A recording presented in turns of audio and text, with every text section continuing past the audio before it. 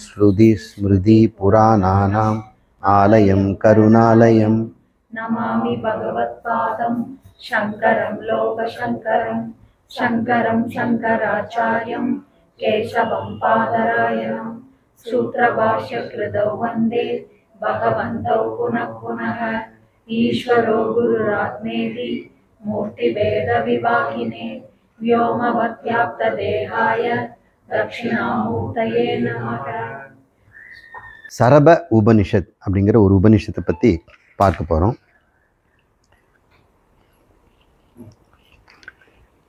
இது பைப்பலாத முனி அப்படின்ற பிப்பலாதர்னு பேர். அவருக்கு பிரம்மா உபதேசம் பண்ணதாக இந்த உபனிஷத்து வருது. ஒவ்வொரு உபனிஷத்துமே ஒரு உரையாடலாக தான் இருக்கும். யாரோ யாருக்கு சொல்லி கொடுத்ததா தான் இருக்கும். உபனிஷத்துக்கெல்லாம் உங்களுக்கு தெரியும், வேதத்தினுடைய ஒரு சிரசு, ஒரு மணிமகுடம்.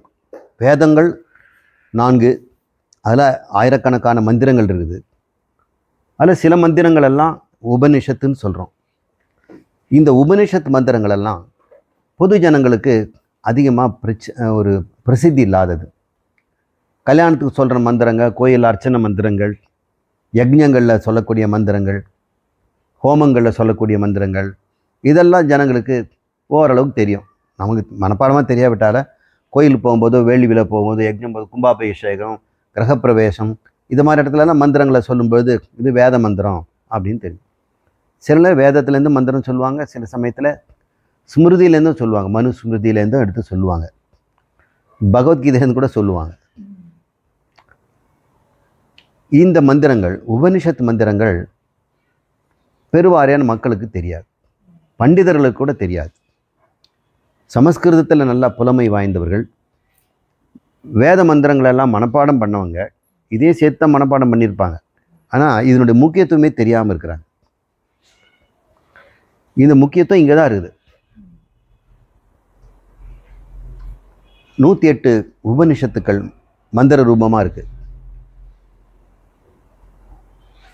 வேதத்தில் இருந்தால் மட்டும்தான் அந்த வாக்கியங்களை நம்ம மந்திரங்கிறோம். மனிதனாக எழுதினதெல்லாம் ஸ்லோகன்னு சொல்கிறோம். வியாசர் எழுதுனதெல்லாம் ஸ்லோகம் தான். மகாபாரத ஸ்லோகங்கள், ராமாயண ஸ்லோகங்கள், வால்மீகி எழுதுனது, பதஞ்சலி எழுதுனது, இதெல்லாம் ஸ்லோக வடிவாக இருக்கும், சூத்திர வடிவாக இருக்கும். இதெல்லாம் ஆனால் பகவான் பகவத்கீதை சொல்லும்போது நம்ம ஸ்லோகன் தான் சொல்கிறோம். ஆனால் அது வேதத்துக்கு சமம். இருந்தாலும் அது ஸ்மிருதின்ற பேரில் தான் வருது. இந்த உபனிஷத்தினுடைய நோக்கம் என்ன? வேதம் நமக்கு மோட்சம் தரணும்னு ஆசைப்படுது. மோட்சத்தை தர்றதுக்கு வேதத்தில் மந்திரங்கள் 108 இருக்குது. இதுதான் நம்ம உபனிஷத்துன்னு சொல்கிறோம். இதை யாரும் பயன்படுத்துறதே இல்லைனாக்கா அவங்களுக்கு யாருக்கும் மோட்சம் பற்றி அக்கறை இல்லைன்னு அர்த்தம். வேதத்திலே இருந்து கூட இல்லை சார், எங்களுக்கு மோட்சத்தை எங்கள் குருநாதர் தந்துடுவார், நான் கோயிலில் போய் போடுவேன், நான் தீர்த்தத்தில் குளித்து கங்கையில் போயிட்டு நான் பண்ணுறேன் அப்படின்னு ஏதாவது சொல்கிறாங்க. அதெல்லாம் முடியாது. மோட்சங்கிறது உபனிஷத் தருகின்ற மகா வாக்கிய விளக்கத்தை விருத்தி ரூபமாக நம்ம புத்தியில் உண்டாகிறது. புத்தியில் எங்கே உண்டாகணும்? சித்தத்தில் ஆழ் மனசில் இருக்கின்ற கர்த்தா போக்தாங்கிற பதிவை தான் நம்ம உழுக்கணும். அது உழுக்கிறதுக்கு ரொம்ப கஷ்டம். அதுக்காக வேண்டி நாம் தியாகங்கிற ஒரு மாடிஃபிகேஷன் பண்ணுறோம். கொஞ்சம் கொஞ்சமாக மனமும் புத்தியும் இந்த தியாக மாடிஃபிகேஷன் வரும்போது சித்தத்தில் கர்த்தா போக்தாவும் பலவீனம் அடைந்து கர்மயோக கர்த்தாவாகவும் கர்மயோக போக்தாவாகவும் மாறுது. அதுக்கப்புறம் ஞானம் அவனுக்கு ரொம்ப சுலபமாகி கர்த்திருத்துவ போக்திருத்தை அவன் விட்டுறான். சரி, இந்த உபநிஷத்தினுடைய மைய கருத்தே மோட்சங்கிறது. இதுலேயும் மோட்சத்தை நம்ம எப்படி சொல்லுதுன்னு ஒரு சிறிய உபனிஷத்து. சிறியன்னா மந்திரங்கள் குறைவாக இருக்குது. எத்தனை மந்திரம் இருக்குது?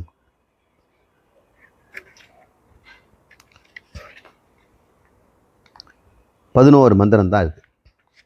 இன்றைக்கே இதை படித்து முடிச்சிடலாம். இதில் புராணங்கள் தான் நிறைய இருக்கிறதுனால வேகமாக அந்த புராணங்களை பார்த்துடலாம். இந்த உபனிஷத்து யாருக்கு நடக்கிறது? பிரம்மாவுக்கும் பிப்பலாதருங்கிற முனிவருக்கும் நடுவில் இது. இது எப்படி மந்திரம் சொல்லுதுன்னு பார்ப்போம்.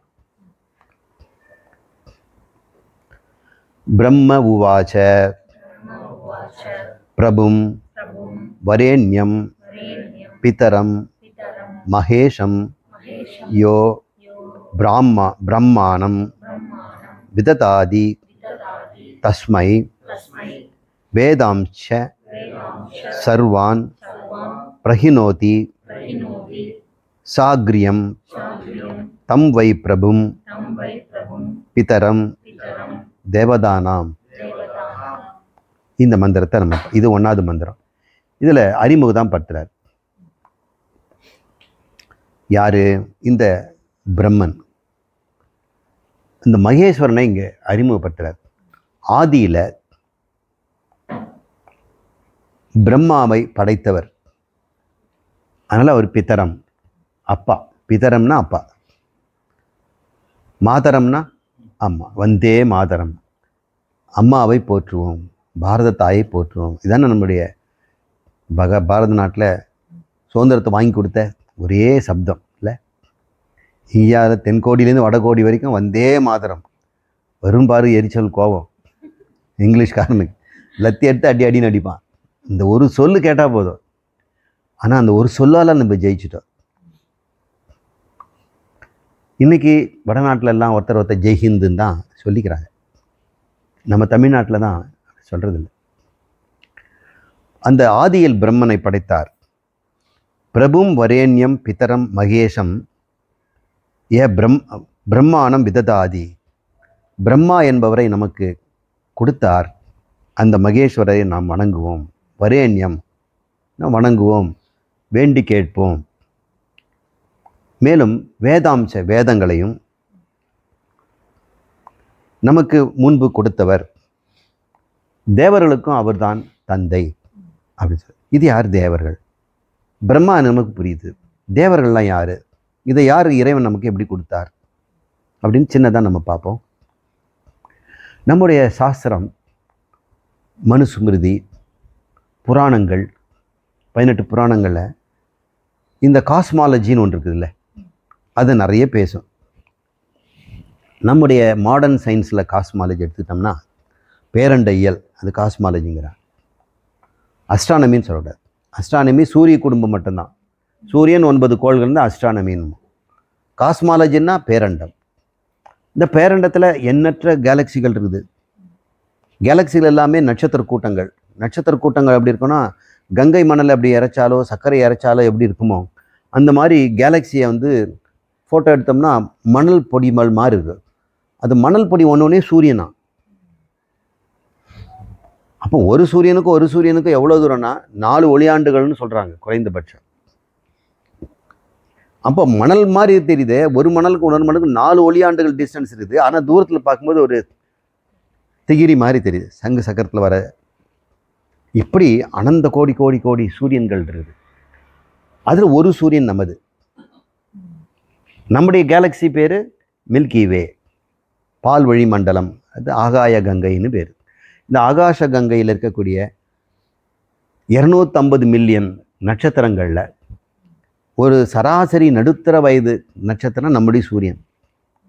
ரொம்ப ப்ராமினெண்ட்டாக கூட இல்லை. இந்த கேலக்சி வட்டம் போல் இருக்குது. அந்த மையத்தில் கருந்துளை இருக்குது. இப்போ தான் கண்டுபிடிச்சாங்க. அதுக்கு முன்னாடி அது இருக்குதுன்னு தெரியாது.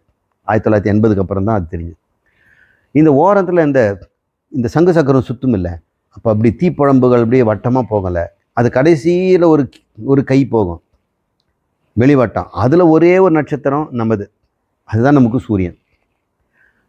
நமக்கு சூரியனை மையமாக வச்சு 9 கோள்கள் சுற்றி வருது. இதைத்தான் நம்ம கோயில்களையும் பார்க்குறோம். நவக்கிரகங்கள் எப்படி வச்சுருக்குறாங்க? சூரியனை மையமாக வச்சு தானே போட்டிருக்கிறாங்க. ஆனால் நம்ம ஜாதகம் கணிக்கும் போதோ ஜோசியத்தும் போவதோ நம்முடைய பஞ்சாங்கம் எடுத்துக்கிட்டோம்னா பூமி தான் மையமாக இருக்கும். பூமி மையமாக வச்சு தான் 9 கோள்கள் சுற்றி வரதாகும். அதில் சூரியனும் பூமியை சுற்றி வருதுங்கிறார். இப்போ பூமியை வேகமாக சுற்றி வரவர் யாருன்னா சூரியன் தான். ஒரு நாளைக்கு ஒரு முறை சுற்றி வந்துடுறார். நாம் ஒரு தடவை சுற்றுறோம். ஆனால் நாம் என்ன சொல்கிறோம்? ஒரு நாளைக்கு ஒரு தடவை சுற்றிட்டு வர்றாரு. ரொம்ப இந்த நிமிஷ முள் மாதிரி அவர். நிமிஷ முள் நகர்ற மாதிரியே சூரியன் வானத்தில் நகர்ந்துக்கிட்டே இருக்கிறார். டக்கு டக்குன்னு 360 டிகிரியை நகர்ந்துக்கிட்டே இருக்கார். 24 மணி நேரத்தில் நம்புறார். அதனால் நமக்கு ஃபாஸ்ட்டு செகண்டில் ஓடுறது சூரியன். அதை விட ஸ்லோவாக போகிறவர் சந்திரன். அவர் மாதம் ஒரு தடவை சுற்றி வராரு. அவர் பட்சங்கள் 2. இப்படி நம்முடைய பஞ்சாங்கம் பூமியை மையமாக வச்சு சொல்லிடுது. இது ஏன் எப்படி சொல்லியிருக்குதுன்னா, அவங்களுக்கு தெரியாதான்னா தெரியும். ஆரியபட்டாக்கு தெரியும், வராகமிகருக்கு தெரியும், யூக்ளிட் என்பவருக்கு தெரியும். இவங்க ஆனால் பஞ்சாங்க கணிக்கிறதுக்கு நம்முடைய காலபட்டங்கள்லாம் வானத்தில் இருக்கிற கோள்களை வச்சு தானே சொல்ல முடியும். நீங்கள் சூரியன் சுற்றி வருதுன்னாக்கா உங்களுக்கு கணக்கே போட முடியாது, மாதக்கணக்கெல்லாம் வராது. அதனால் சந்திர மாதம், சௌரவ மாதம், இப்போ தாரக மாதம், நட்சத்திர மாதம் அப்படின்னு 3 விதமான வருஷங்களும் மாதங்களும் இருக்குது. மாதக்கணக்கு அப்படி இருக்குது. நம்ம சந்திர மாதத்தை எடுத்துக்கிட்டோம்னா அது திதிகள் ஆகிடும். அது 5 வருஷத்துக்கு ஒரு தடவை ஒரு மாதம் அதிகமாகிடும். ஏன்னா சூரிய மாதம் படிப்பட்ட 12. இதில் பார்த்தா கொஞ்சம் கூட வரும். ஏன்னா 28 நாள் 30 நாள் இருக்கும், நம்ம 31 நாள் வருது. கரெக்டாக 360 வரல, 5 நாள். இது கூட்டிகிட்டே வரும்போது அது கூடுதல் மாதம்னு சில 5 வருஷத்துக்கு ஒரு தடவை ஒரு கூடுதல் மாதம் வரும். அதை கழிச்சிடுவாங்க. அந்த மாதத்தில் சில நிகழ்ச்சிகள்லாம் செய்ய மாட்டாங்க. இதெல்லாம் பஞ்சாங்கம். இந்த பஞ்சாங்கத்தில் பூமி தான் மையம். ஏன் அப்படின்னா மக்களுக்கு இதுதான் ரொம்ப சுலபம். காலம் கணிக்கிறதுக்கு ரெடிமேடாக மேலே பாகைகளை வச்சு எந்த பாகையில் நட்சத்திரம் இருக்குது, எந்த பாகையில் இப்போ பார்த்தோன்னா தெரியும். நம்ம மிருக சீரிச நட்சத்திரம் ஒரு எந்த பாகையிலன்னு நமக்கு தெரியும். அங்கே பக்கத்தில் மெர்க்குரி வந்துருச்சுன்னா நமக்கு தெரியும் புதன் அங்கே இருக்கிறாரு, திருவாதிரையில் இருக்கிறாரு, மிருக சீரிசில் இருக்கிறாரு. 27 நட்சத்திரங்கள் நமக்கு அடையாளம்லாம் இருக்குது. சரிங்க. இங்கே தேவதைகளும் பிரம்மாவை பற்றி சொல்கிறதுக்கு இது என்ன இப்படி கதை சொல்கிறீங்க? ஏன்னா இவங்கெல்லாம் எங்கே இருக்கிறாங்க, என்ன பண்ணுறாங்கன்னு இப்போ சொல்லணும். இந்த பூமியில் வட துருவத்தில் இருக்கிறது பேர் மகாமேருன்னு பேர். அது கைலாயம் கூட வச்சுக்கலாம். அது கனக ரூபமாக தங்கமாக ஜொலிக்குது. அதோட உச்சி மேலே துருவ நட்சத்திரம் இருக்குது. உண்மையில் அங்கே தான் இருக்குது வடக்கில். அந்த துருவ நட்சத்திரம் வச்சு மற்ற சூரியன் சுற்றி வருது. சூரிய மண்டலம் 9 கோள்களும் சுற்றி வராங்க. இப்படி இருக்கட்டும். இந்த மேருமலைக்கு கீழெல்லாம் பூமி. மேருமலைக்கு மேகமண்டலத்துக்கு மேலே இருக்கிறதெல்லாம் வானலோகம், சொர்க்கலோகம். அந்த மேல் உலகம்னு சொல்லக்கூடிய 7 லோகங்கள், புவர்லோகம், மகர்லோகம், ஜனலோகம், தபலோகம், சத்தியலோகம் இப்படின்னு இருக்குது. இதெல்லாம் எங்கே இருக்குது அப்படின்னு நம்ம இப்போதைக்கு கற்பனையில் பார்ப்போம். இதை பட்டணம்னு பிரிக்கிறாங்க. கிழக்கில் இந்திரப்பட்டணம். இங்கே கூட குறித்து வச்சேன், இன்றைக்கி மனசில் அப்படி தோணுச்சு. கிழக்கில் இந்திரப்பட்டணம். அதுக்கப்புறம் நம்ம வீட்டில் அக்னி மூலைங்கிறது அக்னிப்பட்டணம். அப்புறம் அங்கே தெற்கு யமபட்டணம். உங்களுக்கு தெரியும், யம ராஜா தெற்கில் இருக்கிறாரு. அப்புறம் இந்த இடத்துல நிருதி அப்படின்னு பேர், அது ஒரு பட்டணம். அப்புறம் மழை வருணப்பட்டணம். அப்புறம் வாயு மூலையில் வாயு பட்டணம். இந்த இடத்துல வடக்கில் குபேரப்பட்டணம். அப்புறம் இது ஈசான மூலை, அது நம்ம ஜலமூலைன்னு சொல்கிறோம். ஈசான மூலையில் ஈஸ்வரன் இருக்கிறார். இவங்க பட்டணங்கள் எல்லாம் தேவதைகள் வாழுமிடம். நாள் முழுக்க அவங்க எல்லா இடமும் வேலை செய்கிறாங்க. இந்த தேவலோகம் முழுக்க பூமி லோகத்தில் எல்லா நிர்வாணங்களும் அவங்க தான் பண்ணுறாங்க, நிர்வாகிகள். அந்த தேவர்கள் எப்படி மரங்களெல்லாம் எல்லா பக்கம் அலைஞ்சிட்ட பிறகு 6 மணிக்கு வந்தோடனே எல்லாம் கீச்சுன்னு கற்றுக்கிட்டு ஒரு மரத்தில் போய் அடங்கிட்டு அவங்கவுங்க பட்டணத்தில் அவங்க போயிடுவாங்க. இந்திர பட்டணம் தான் ரொம்ப முக்கியம். அங்கே தான் எல்லாரும் விசிட்டர்ஸ் வருவாங்க. அவங்கவுங்க ரிப்போர்ட்லாம் கொடுப்பாங்க. இதெல்லாம் புராணங்களில் இருக்கக்கூடிய கதைகளை நம்ம வச்சு செய்ய. இந்த தேவலோகத்தில் 60 கோடி அக்ஷரஸ்திரிகள் இருக்கிறாங்க. அக்ஷரஸ்திரினா அழியாதவர்கள், வயசே ஆகாது, பிறக்காதவங்க பெண்கள். அக்ஷர புருஷர்களும் இருக்கிறாங்க. அக்ஷர புருஷனை பிரம்மன் தான் சொல்லுவோம். ஆனால் இந்த அக்ஷர புருஷனை அழியாதவர்கள் இருக்கிறாங்க. இவர்களுக்கு என்ன டியூட்டி? இவங்களுக்கு தலைமை இருக்கிறாங்க, பிரதானமாக இருக்கிற ஸ்திரீ. அவங்க ஊர்வசி, ரம்பை, மேனகா, திலோத்தமை அப்படின்றவங்கெல்லாம் அவங்க லீடர்ஸ். இவங்கெல்லாம் போக வஸ்துக்கள். அதே மாதிரி அக்ஷர புருஷனில் போக வஸ்துக்கள். பூமியிலிருந்து நல்ல காரியங்கள்லாம் செய்தவங்க. என்னென்ன நல்ல காரியம் அப்படின்னா, நித்திய கர்மா, நைமித்திய கர்மா, அக்னிஹோத்திரம், அப்புறம் ஔபாசனம் சொல்லக்கூடிய உபாசனம், அப்புறம் தேவ பூஜா, பஞ்சாக்னி வித்யா, இதெல்லாம் செய்தவங்க. சில பேர் வார விரதம், பட்ச விரதம், மாச விரதம் இப்படின்னு விரதம் இருப்பாங்க. மௌன விரதம். சில பேர் தபஸ் பண்ணுவாங்க. அதாவது தியானத்தில் இருந்து உபாசனை மட்டும் மனசில் பண்ணிகிட்டே இருப்பாங்க. சிலர் தீர்த்த கரைகளுக்கு போவாங்க, புண்ணிய ஸ்தலங்களுக்கு போவாங்க, கோயில்களாக போவாங்க. வேறு சிலர் தான தர்மங்களை பண்ணுவாங்க. வேறு சில பேர் யக்ஞாதிகள், ஹோமங்கள், அதில் சின்ன சின்ன ஹோமங்கள், ஜோதிஷ்டோமா அப்படின்னு விரதங்களை சாந்தராயணம், கிருதம், கிருச்சிரம் அப்படின்ற விரதம். இதிலே கொஞ்சம் வாஜபேயி என்ற பெரிய யாகம், அஸ்வமேத யாகம், இப்படி பலவிதமான யாகங்களை செய்கிறவங்க இருக்கிறாங்க. சாதாரண மக்கள் எல்லாம் தேவருக்கு கோயிலுக்கு போய் கிரியை பண்ணுறாங்க. ஏதாவது சரியை பண்ணுவாங்க. அலகு போடுறது, பாத்திரங்களை தேய்ச்சி வைக்கிறது, திரி போடுறது, எண்ணெய் ஊற்றுறது, கோயிலெல்லாம் சுத்தம் பண்ணுறது. சில பேர் பூஜைக்கு ஹெல்ப் பண்ணுவாங்க, சில பேர் தியானம் பண்ணுறாங்க. இப்படி ஒவ்வொருத்தரும் புண்ணியங்களை சம்பாதிக்கிறாங்க. இதெல்லாம் புண்ணியங்கள். ஒரு சில பேர் வழிநடையில் நிழற்குடை அமைக்கிறாங்க. தலை சுமையாக போகிறவங்களுக்கு அந்த காலத்தில் தலையில் சுமையை எடுத்துகிட்டு போவாங்க. இலந்த பழம் விற்கிறவங்க, தயிர் விற்கிறவங்க, அப்புறம் பெரிய மரக்கட்டையை கூட நல்லா காட்டில் போய் கட்டி சுமையை எடுத்துகிட்டு போவாங்க லேடிஸு. அங்கே போகும்போது கொஞ்சம் நேரம் நிற்கணுன்னா அங்கங்கே சுமை தாங்கின்னு ஆள் உயரத்துக்கு ஒரு அப்படியே தூக்கி மேலே வச்சிடலாம் கூட. அது கீழே உட்காந்துட்டு இருப்பாங்க. அங்கே நீர் மோர் தருவாங்க, பந்தல் இருக்கும், கொஞ்சம் இளைப்பாறலாம். அப்புறம் கொஞ்ச நேரத்தோன்னா மறுபடியும் கூடையை அப்படியே தூக்கலாம். சாமி கொஞ்சம் தூக்கி தலையில் வைங்கலாம் கேட்க வேண்டியது, எடுத்துகிட்டு போயிடலாம். சுமை தாங்கி கட்டி கொடுத்தவங்க இருக்கிறாங்க. வழிநடை பீப்புளுக்காக கொஞ்சம் ரெஸ்ட் எடுக்கிறதுக்காக மண்டபங்கள்லாம் இருக்கும். சின்ன சின்ன மண்டபம் இன்றைக்கெல்லாம் பாடைஞ்சு எங்கேயோ ரோடுக்கு தள்ளி கிடக்குது. இப்போல்லாம் ஹைவே வந்து இடத்த மாற்றிட்டாங்க. முன்ன போன ரோட்லேயே இல்லை, அது பொறுத்தர் மண்டி கிடக்கிறத பார்க்குறோம். அப்பப்போ தங்கு விடுதிகள், உணவு விடுதிகள் கட்டி கொடுத்தவங்க இருக்கிறாங்க. கோயிலுக்கு நிறைய மானியம் கொடுத்தவங்க இருக்கிறாங்க. ஏழைகளுக்கு கல்வி உதவி கொடுத்துருக்குறாங்க, சொல்லி கொடுத்தவங்க இருக்கிறாங்க. இவங்கெல்லாம் புண்ணியங்கள். இவங்கெல்லாம் இறந்த பிறகு இந்த சொர்க்கலோகத்தான் போகிறாங்க. அங்கே போய் அவங்களுக்கு போகங்களாக தான் இந்த அட்சர ஸ்திரீகளோடு அவங்க சேர்ந்து வாழறாங்க. இங்கே தான் நம்ம கணவன் மனைவி விட்டு பிரியணும் அப்படிலாம் கிடையாது. நிறைய புண்ணியம் செய்தவனுக்கு நிறைய பெண்களுடையும், ஆண்களுக்கு பெண்களுக்கு அங்கே ஆண்களும் அங்கே இருப்பாங்க. இதுதானே சொர்க்கலோகத்தில் போகம்ங்கிறது. உணவு வகைகள் அங்கே கற்பக விருட்சம், சூடாமணி, அப்புறம் காமதேனு, இது போகிற இடம்லாம் இருக்குது. குபேரப்பட்டினத்தை போனால் எவ்வளோ வேணால் நீங்கள் புண்ணியத்தில் சிலதெல்லாம் வாங்கிட்டு வந்துடலாம். அது பெரிய மால் குபேரப்பட்டினத்தில். அங்கே போயிட்டு உங்கள் புண்ணியம் டோக்கன் அங்கே கொடுத்தவொடனே நீங்கள் அதெல்லாம் வாங்கிட்டு வரலாம், நீங்கள் எல்லாம் பண்ணலாம். இப்படி அப்படி ஒரு பட்டணம் இருக்குது. இதை நிர்வாகம் பண்ணுறவங்க பேர் தேவர்கள்.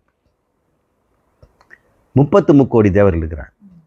இந்த நிர்வாகிகள் பூமியிலேயும் இயற்கையில் கண்டுபிடிக்க வாயு ஆக இருப்பவன், அக்னியை கண்ட்ரோல் பண்ணுறவன். இப்போ உங்கள் ஸ்டவ்வில் வந்து திரி எரியில் சரியாக ஒர்க் பண்ண மாட்டாங்குதுன்னா அது அக்னி தேவன் தான் அந்த கண்ட்ரோலில் இருக்கிறார். அவர் நமஸ்காரம் பண்ணிட்டு பண்ணது பண்ணும். வண்டி ஸ்டார்ட் ஆகலைன்னா கூட அக்னி தேவனை கொஞ்சம் எப்பா கொஞ்சம் இன்றைக்கி வீட்டுக்கு போகிற வரைக்கும் காப்பாற்று அவர் பண்ணிடுவார். புண்ணியம் இருந்தால் அவர் கொடுப்பார். இதெல்லாம் நிர்வாகம் பண்ணுறது இருக்கிறாங்க. அதைத்தான் அவங்க தேவர்கள். ஆதியில் தேவர்களை அவர் தான் உண்டாக்குனார். ஆதியில் அவர் தான் அட்சர ஸ்ரீகளை கொடுத்தார். ஆதியில் அவர் தான் பிரம்மா உண்டாக்குனார். இப்படி புராணங்கள் அடிப்படையில் நாம் இந்த பட்டணம் எங்கே இருக்குது, இதன் அடிப்படையில் தான் நம்ம வாஸ்துவெல்லாம் பண்ணுறோம். நம்ம வீடியும் அந்த பட்டணத்துக்கு அந்தந்த பொருள் அங்கேருந்து கிடைக்குது, சப்ளை ஆகுது. நாம் இடத்த மாற்றி வச்சோம்னா எப்படி இருக்கும்? நம்ம வாயு மூளை கொண்டு போய் குபேர மூலையில் வச்சுட்டு இப்போ குபேரன் என்ன சொல்லுவான், இங்கே கொண்டாந்து நாத்தத்தை போட்டிருக்கிறான், இவன் இப்போ என்ன கேட்குறான், அதைத்தான் அங்கே வை அப்படின்னு சொல்லுவான். இப்போ வாஸ்து ஓரளவுக்கு இந்த தேவலோக பட்டணங்களுடைய அடிப்படையில் நம்ம வீட்டையும் அப்படி பண்ணியிருக்கும்போது அதை தான் அதுங்கங்கே ரீச் ஆகிற மாதிரி அவங்க தேவதைகள் வந்துட்டு போகிறது வசதியாக இருக்குது. இதை அவர் படைச்சார் இப்படின்னு இந்த சரப உபநிஷத்து ஒரு இன்ட்ரோடக்ஷன் தருது. இப்படியும் இன்ட்ரோடக்ஷன் கொடுக்கலாம், வேறு மாதிரியும் கொடுத்துட்டு போகலாம். தேவரை படைச்சார், பிரம்மா படைச்சார், ஒரே வரியில் போயிடலாம். ரெண்டாவது, நமாமி नमामि விஷ்ணு विष्णु ஜனகம் जनकं தேவமீட்யம் देवमीड्यं யோ यो அந்த காலே अन्धकाले சர்வலோகான் सर्वलोकान् சம்ஜஹார संजकार ச ஏகः च एकः ஸ்ரேஷ்டஸ்ச श्रेष्ठश्च சர்வசாஸ்தா सर्वशास्त्र ச ஏவ च एव வரிஷ்டஸ்ச. वरिष्ठश्च இங்கே யாரை பற்றி பேசுகிறாருன்னா சரபேஸ்வரர் என்ற பற்றி பேசுகிறார். இது சர்வ உபநிஷத்து சரபேஸ்வரர். மகேஸ்வரர் தான் சரபேஸ்வரர். அந்த சரபேஸ்வரர் தான் இந்த உபநிஷத் தூக்கி வச்சு பேசுது. அவர் மகேஸ்வரர் தான். மகேஸ்வரனுக்கு சரபேஸ்வரன் ஒரு பேர். ஏன் அப்படி ஒரு பேருன்னா, அது ஒரு சம்பவத்தில் அந்த அவதாரத்தை எடுத்தார். நரசிம்மரை கண்ட்ரோல் பண்ணுறதுக்காக சரபேஸ்வரர் பிறந்தார். அதனால் அவரை நாம் விஷ்ணு தான். அவர் ஆதியில் விஷ்ணுவை ஜனகம் பிறப்பித்தார், மறுபடியும் அவர் வணங்க வைத்தார். பிரளய காலத்திலே ஒட்டுமொத்த ஜகத்தையும் அவர் முழுங்கிடுறார் கணக்கில். அண்டம் அண்டம் உண்டு உமிழும் வாயா, தொண்டருக்கு உதவும் நேயா அப்படின்னு ஒரு பாட்டு எங்கள் குருநாதர் பாடுவார். அண்டத்தை எல்லாம் உண்டுடுவாராம், அப்புறம் தூண் துப்புவாராம். அவர் படைப்பு படைக்கிறத வாயில் தண்ணி போட்டு கொப்பளிக்கிறது, துப்புறது இவ்வளோ சுலபமாக இருக்குது. அண்டம் உண்டு உமிழும் வாயா. ஆனால் அந்த அண்ட சராரத்தில் அத்தனை கோடி நட்சத்திரங்களில் ஒரு நட்சத்திரம், அதில் இருக்கிற பூமியில் குட்டியூண்டு ஒரு பக்தன் இருக்கிறான். அவன் கேட்டனா அடியேன்னு வந்து நிற்பாரான், தொண்டருக்கு உதவும் மேயா. இது என்ன? அப்படி ஒரு நாராயணன் அப்படி இருக்கிறார். சுருட்டு உன் பைனாக பாயை அப்படின்ன உடனே அந்த ஆழ்வார் சொன்ன உடனே இதோ வந்துட்டேன்னு சொல்லி அவர் நாக படுக்கையை எடுத்து சுருட்டிட்டு அவர் பாட்டுன்னு போயிட்டார் அந்த ஊர்லேருந்து. அப்புறம் அந்த கோயிலில் நாராயணனே இல்லை, பூஜையெல்லாம் அழிஞ்சு போயிடுது. ராஜா பயந்துட்டான், இந்த ஆழ்வாரை ஊருக்குள்ளே வரக்கூடாதுன்னு சொல்லிட்டான். சரி நான் போகிறேன், நான் பெருமாளை கூட்டிகிட்டு போகிறேன். அவரும் கை கட்டிட்டு போகிறாரு சேவக நாட்டை. அதனால் அப்படிப்பட்டவர். அப்படி சரபேஸ்வர் அந்த காலே முடிவு காலத்திலே சர்வ லோகான் சம்ஜஹார அத்தனையும் கபலீகரம் பண்ணிடுவார். ஆதியில் விஷ்ணு அவர் தான் கொடுத்தாரு அப்படின்னு சொல்கிறார். யஹ கோரம் घोरं வேஷம் वेषं ஆத்ய आद्य சரபாக்கியம் सरभाग्यं மகேஸ்வரः महेश्वरः ரிசிம்ஹம் ऋषिंहं லோக लोक ஹந்தாரம் अन्तारं சஞ்சகான संजगान மகாபல. महाबल இந்த சரபேஸ்வரர் மகாபலம், மிகுந்த பலசாலி. இந்த நிருசிம்மம் சொல்லக்கூடிய நரசிம்மர் லோகஹந்தாரம், இந்த லோகத்தையே அழிச்சிடுற மாதிரி ஒரு காரியத்தை செய்துட்டார். அவரை கண்ட்ரோல் பண்ணுறதுக்கான சஞ்சகான இந்த மகாபால், அவரை கண்ட்ரோல் அவரை கட்டுப்படுத்தும் பொருட்டு இந்த மகாபலசாகிய இந்த கோரம் வேஷம், மிக அசிங்கமான, பார்ப்பதற்கே கடூரமான கோரம் வேஷம் ஆத்திய முதலில் யார் ஒருத்தர் தரித்தாரோ அவர் பேர் சரபாக்கியம். அவருக்கு சரபம் என்று பெயர், ஆக்கியம்னா பெயர், ஆக்கியம்னா அழைக்கப்படுகிறார். அவர் சாஸ்தா வரிஷ்ட சிரேஷ்ட, அவர்தான் மிக உயர்ந்தவர், சிரேஷ்ட. அவர்தான் வரிஷ்ட, வேண்டி வணங்கத்தக்கவர். அவர் தான் சாஸ்தா, அனைத்தையும் கண்ட்ரோல் பண்ணுறவர். அப்படின்னா மகேஸ்வரர். மகேஸ்வரர் தான் சரபேஸ்வராக வந்திருக்கிறார். ஏன் இந்த கோரம் வேஷம் ஆத்திய சரபாக்கியம் மகேஸ்வரக எதுக்காக அவர் எடுத்தார் அப்படின்னா, இந்த பிரகலாதனுக்காக நரசிம்ம அவதாரம் ஏற்பட்டது. பிரகலாதன் கடவுள் உண்டு அப்படின்னு நிரூபிக்க பார்க்குறான். அந்த நாராயணன் கண்ணா காட்டு, கடவுள் இல்லைங்கிறவன் அவன். ஆனால் நமக்கு கதை ரூபமாக அந்த நாராயணனை நான் அழிப்பேன் அப்படின்னு சொல்லிட்டு இருக்கிறார். ஏன் நாராயணன் உண்டுங்கிறான், இப்போ உண்டு இல்லைன்னு. இப்போ ஒருத்தர் நாத்திகம் சொல்கிறான் கடவுள் இல்லைங்கிறான். பிரகலாத உண்டுங்கிறார். எங்கே இருக்கிறார் காட்டு, அவர் இல்லாத இடமே இல்லை.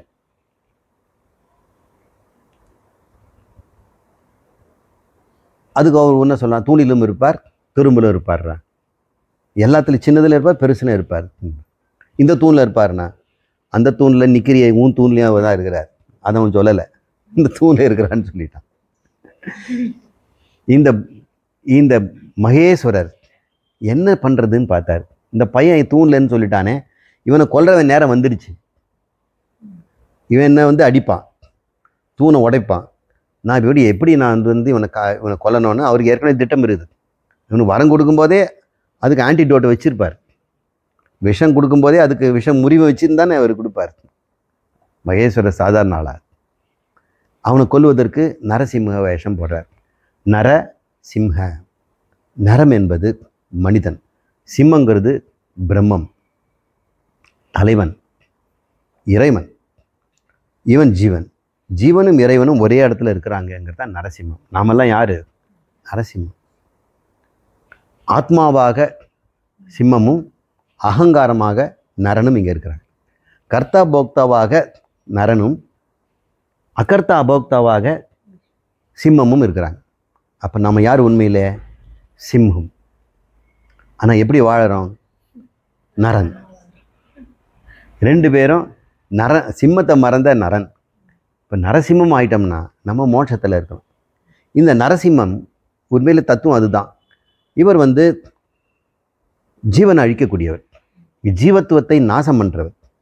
இந்த கதையில் அதை வந்து எப்படி புரிய வைப்பான்னா, இந்த பூமியை அழிக்கக்கூடிய ஒரு அணுகுண்டாக அவங்க சொல்கிறாங்க. சர்வநாசம் செய்யக்கூடிய. சர்வநாசம்னா நம்முடைய ஒவ்வொருத்தருடைய ஜீவனுக்கும் எவ்வளோ பாவங்களோ எவ்வளோ புண்ணியம் இருக்குதுன்னு கணக்கு இருக்கா? அனாதி காலம் தொட்டு கர்மங்களை செய்ததுனால அத்தனையும் ஒன்று ஒன்றா கொளுத்தி அழிக்கிறதுன்றது முடியாது. ஒரு சின்ன ரப்பர் கொடுத்துட்டு ஒவ்வொன்றையும் அழிங்கன்னா எங்கே போய் அழிக்கிறது? ரப்பரே தீந்துடும். அனந்த கோடி ரப்பர் நமக்கு.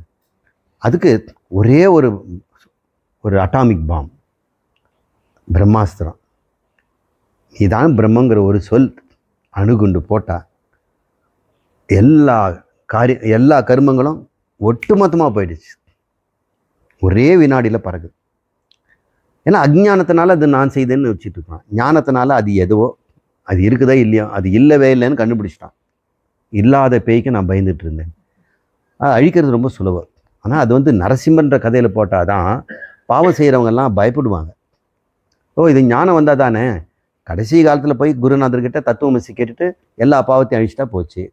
இப்போ என்ன அப்படின்னு செய்கிறதெல்லாம் செய்துட்டு ஒரு அணுகுண்டு போட்டுடலாம் அப்படின்னு நினச்சிட்டு இருக்கிறான். இப்படி தான் சில மதங்கள் சொல்லுது. எது வேணா செய்துங்க, சர்ச்சுக்கு வா, முட்டிக்கால் போடு, பாவ மன்னிப்பு கேளு, காசை உண்டியில் போடு, கொடுத்தாச்சு போ, இனிமேல் சொர்க்கம் உனக்கு அப்படின்றதெல்லாம் கிடையாது. இப்படி சொல்லிட்டோம்னா அவன் இஷ்டத்துக்கு பாவம் பண்ணிகிட்டே இருப்பான். அவன் என்ன பண்ணுவான்? மற்ற மதத்துக்காரன் கொல்லுவான். அது பாவம் இல்லை, தேவரின் கட்டளையினால் அது செய்ததுனால உனக்கு புண்ணியம், நீ வந்துடுவே அப்படின்றான். இப்போ இந்த உலகத்தில் இத்தனை மோசங்களும் கஷ்டங்களும் வர்றதுக்கு என்ன காரணம்? பாவ புண்ணியத்துக்கு பயம் இல்லாமல் போச்சு இல்லை.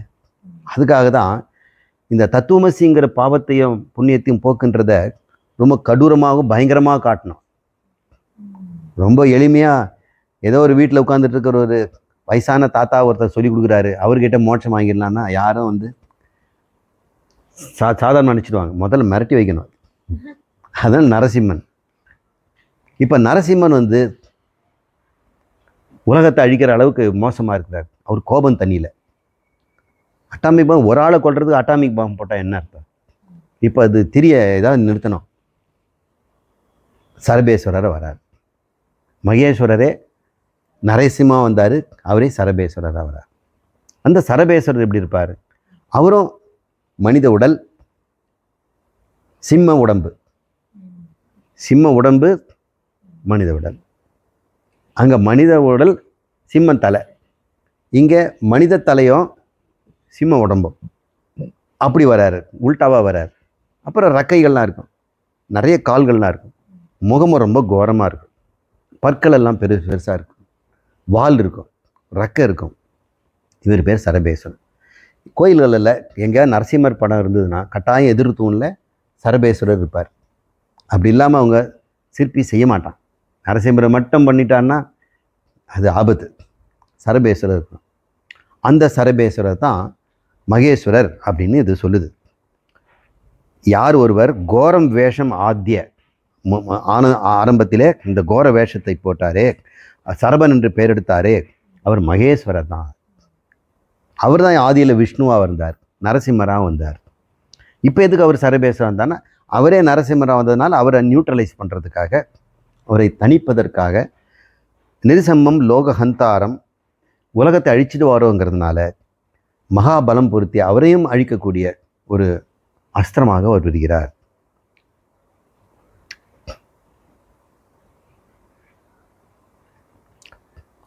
கிருபையா பகவான் விஷ்ணும் விததார நகைஹி கரைஹி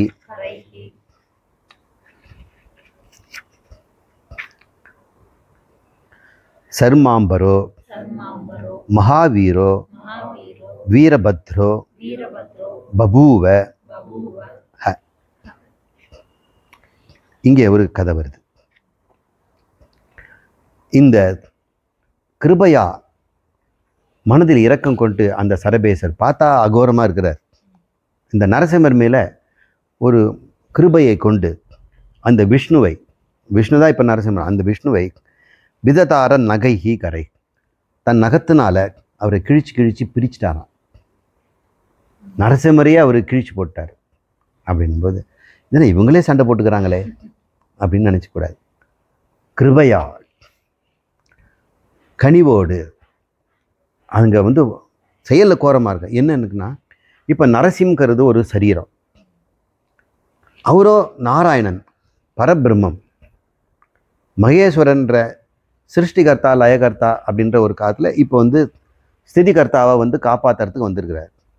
இப்போ இவர் மறுபடியும் டீமென்டலைஸ் பண்ணணும் இல்லை, அதனால் அவருடைய சூக்ஷ்ம சரீரத்தை பகுதி பகுதியாக பிரிக்கணும். நகத்தினால கீறி அவருடைய அங்கங்களை சூக்ஷ்ம சரீரத்தை அவர் பிரித்து அவர் பிரம்மமாக ஆக்கிவிட்டார் அப்படின்னு கிருபையா அப்படின்னு சொல்லுது. கிருபையானா கனிவோடு இரக்கமும் கொண்டு அவருடைய சூக்ஷ்ம சரீரத்தை பகவான் விஷ்ணு அவனுடைய உடம்பை விததார நகைகி கரைகி நகத்தால் அவரை கீறி பிரித்து அனுப்பிவிட்டார். அப்போனா மோட்சம் கொடுத்தாருன்னு அர்த்தம், உபதேசம் பண்ணியிருக்கிறார். அதன் பிறகு அந்த சருமத்தை தோலாக தன் மீது உடம்பில் அவர் போர்த்தி கொண்டார். அவரே தான் வீரபத்ரன் என்ற பெயரோடு பின்னாடு அழைக்கப்படுகிறார். அது யார் அவர்? இந்த மகேஸ்வரர். இப்போ வீரபத்ர கதைங்க நமக்கு தெரியணும். யக்ஷன் ஒருத்தர் இருந்தான், தக்ஷன்னு பேர். அவன் தக்ஷன் யாருன்னா பிரம்மாவுடைய மகன். அவனுக்கு மகளாக உமை பிறக்கிறார், அவ பேர் சதியின் பேர். இந்த தக்ஷனுக்கு மகேஸ்வரன் பிடிக்காது. பிரம்மாவை மாமா அப்பா, ஆனால் மாமனாருன்னு எடுத்துக்கிட்டோம்னா இவர் தான்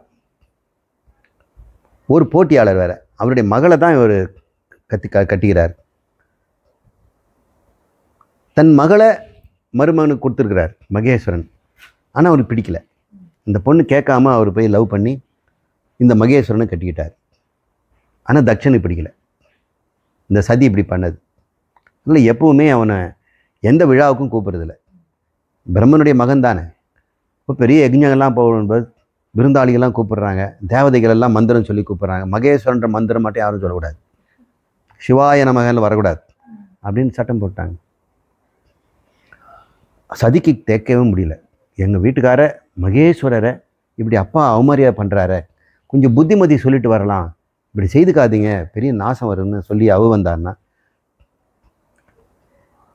சொல்லியும் கேட்கல. கடைசியில் அவளும் பசுமாயிட்டா. இவனையும் அழிச்சாகணும்.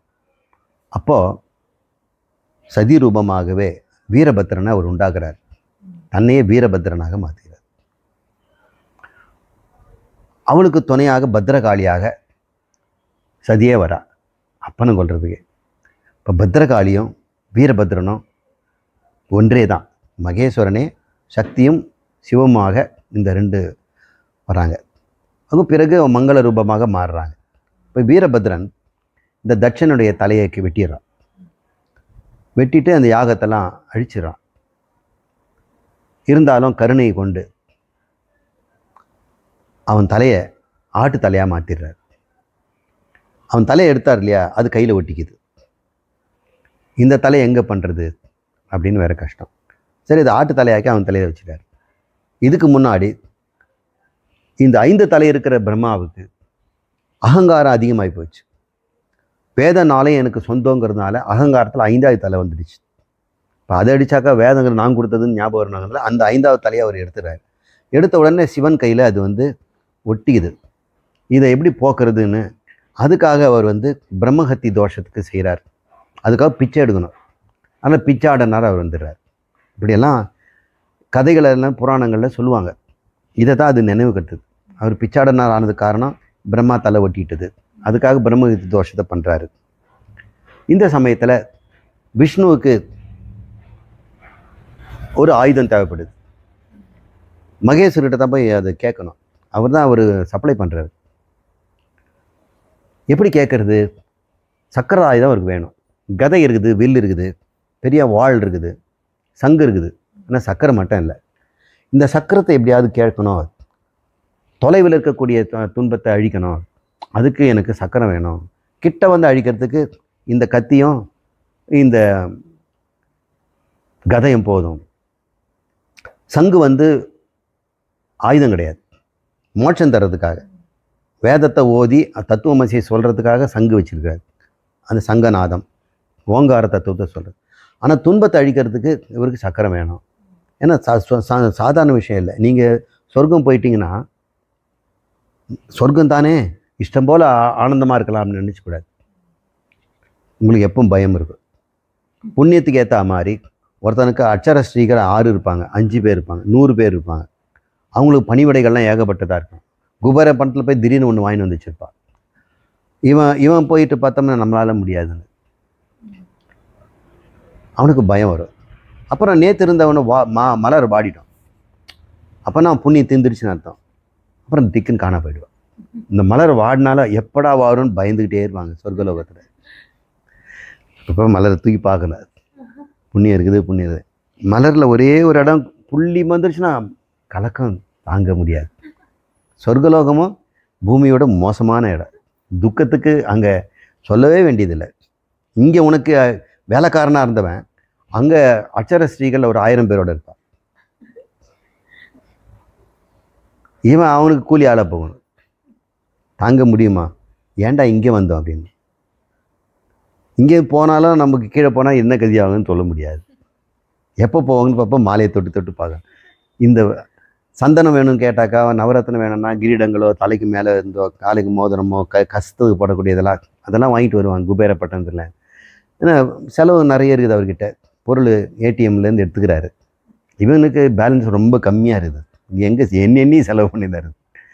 இருக்கிறத வச்சு சந்தோஷப்படலான்னு இந்த பற்றாக்குறையும் இந்த பொறாமையும் மனிதனை விட்டு எங்கே போனாலும் போகாது.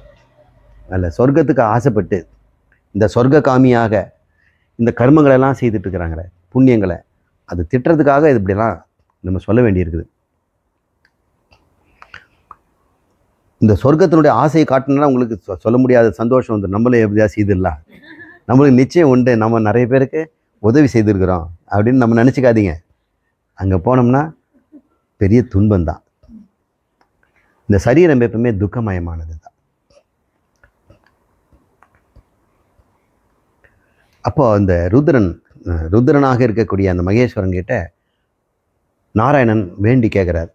அதுக்கு தன்னுடைய 1000 மலர்களை பூஜை பண்ணுறார், தாமரை மலர்கள். அவர் கணக்காக தான் எண்ணிட்டு வந்தார்.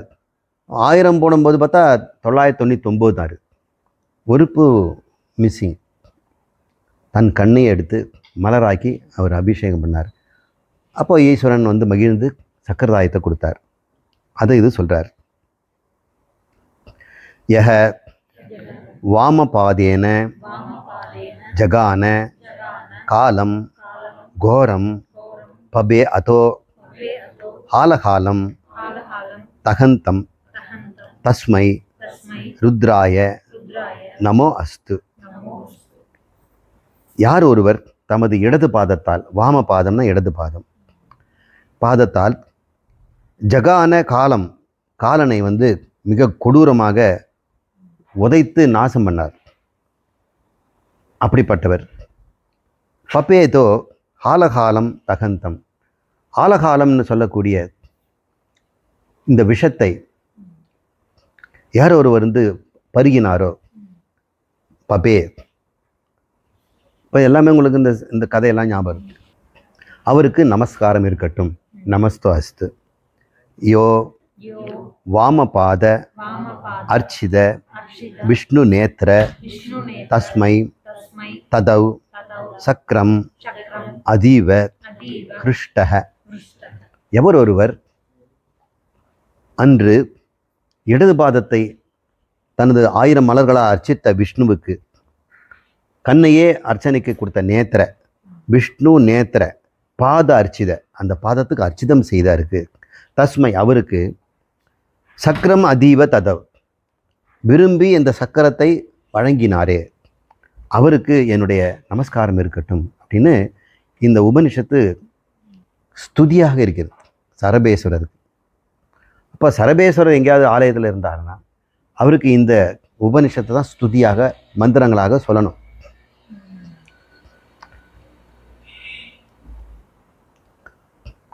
அனோரணியான் அனோரணியம் மகதோ மகியான் மகதோ மகியம் ஆத்மா ஆத்மா அஸ்ய அஸ்ய ஜந்தோ ஜந்தோ நிகிதோ குஹாயாம் நிகிதோ குஹாயாம் தம் அக்ருதும் தமக்ருதம் பஷ்யதி பஷ்யதி வீதசோக சீதசோக தாது தாது பிரசாதான் பிரசாதா மகிமானம் மகிமானம் ஈசம். ஈசம். இந்த வாக்கியத்தை நம்ம முன்னு பின்னா போட்டால் தான் அர்த்தம் கிடைக்கும்.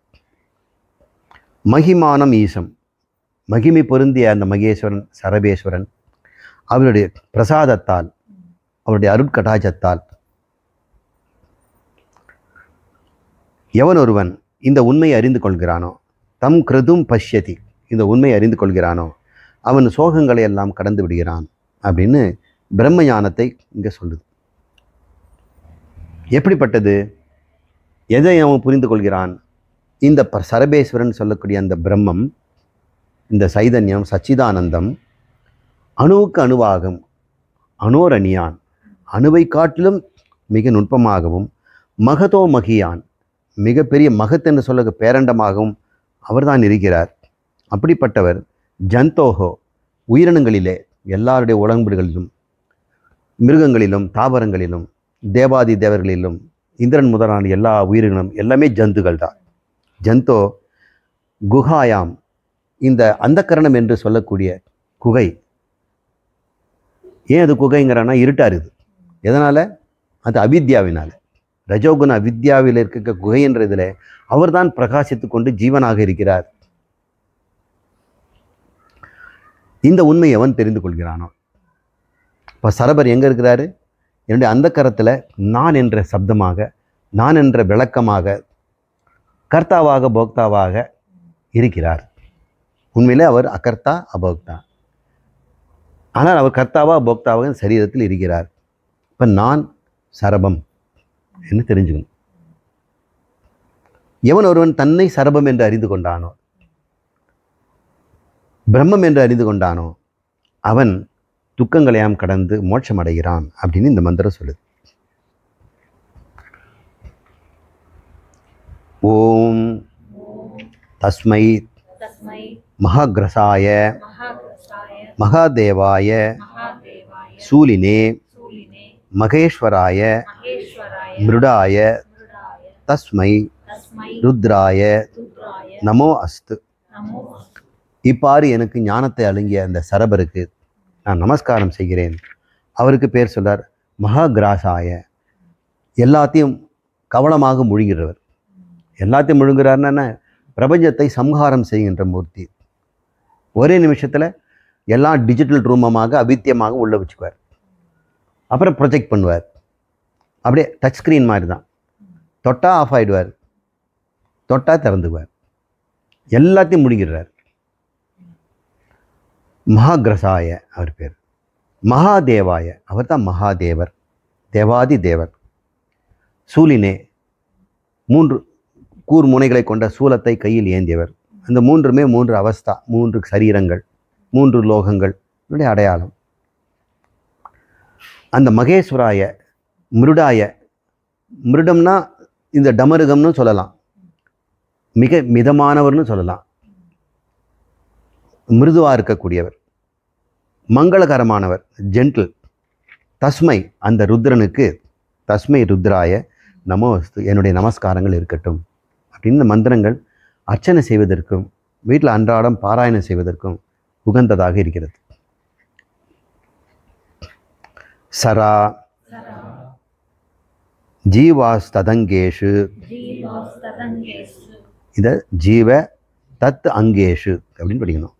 ஜீவாக தத் அங்கேஷு பாதி நித்யம் ஹரிஸ்வயம் பிரம்மைவ சரபக சாக்ஷான் மோக்ஷதோ அயம் மகாமுனே.